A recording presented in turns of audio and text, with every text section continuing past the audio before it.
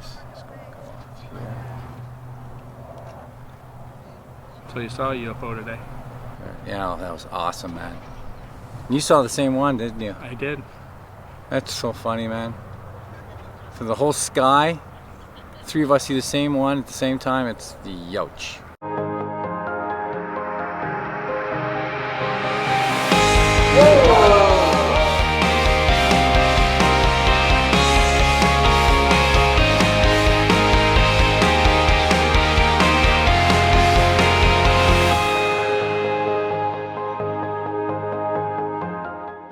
This is my documentary, and it basically goes through my life history and, of course, interviewing a lot of the ufologists that we know today. Well, you know, I had an experience last night that I never thought would ever happen. Again, this is going back for many years, hearing about CE5.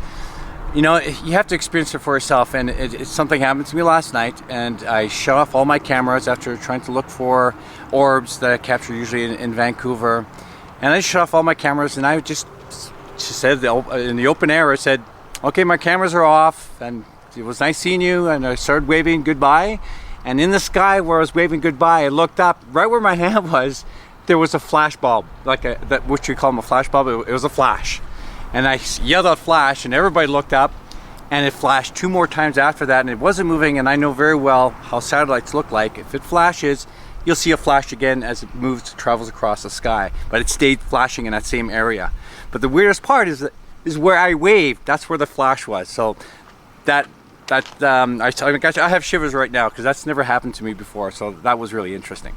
Well, I think it's really important because it's something that I don't know how to say it, but it comes from the heart, and you're getting some kind of reaction from something, a phenomenon, whatever it is. If it's ET, and it must be, because it's intelligent.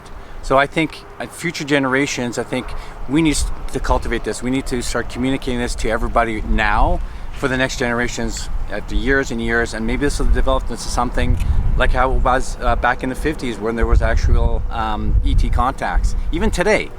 But I don't know, I'm still excited about just telling you about that story. Sorry, so I'm just getting shivers, and this happened a few hours ago. It's early in the morning, but still, it happened a long time ago. It's just the best. I love it. The wind's a little heavy right now. I gotta really hold on to my tripod. Look at it, it's got a contrail, so it's a nice jet. How do you feel about being on this particular expedition? Well, you know what? This is my first time doing CE5, and you know what? It's an experience. I tell you, I'm really liking it. This is an experience that everybody has to do, at least once in their life. A lot of people feel that these experiences that can come through CE5 are for the individual. How do you feel about that? I totally believe that, because you know, when I hear these stories from other people that have these experiences, it's you know, it's kind of hard to believe it. Well, it happened to me, and I'm telling you right now, something happened to me that was unusual, that's not normal. And yeah, I think it was a communication. I can't think of anything else. Waving in the sky all night long, we didn't see any flashes that you can say that was not a satellite, because we had cameras looking at these all different flashing, you know, reflections off the satellite's solar panels, right? But this thing was specifically where I waved my hand, and we never saw any of those flashes all night long, and we were out for about 4 or 5 hours, and it happened to be where I was waving up in the sky. So I think that was just for me, because I yelled out flash bulb, and then everybody started looking. I go, it's up there, north. And then here I am. I know exactly what the skies are because I'm an astronomy enthusiast.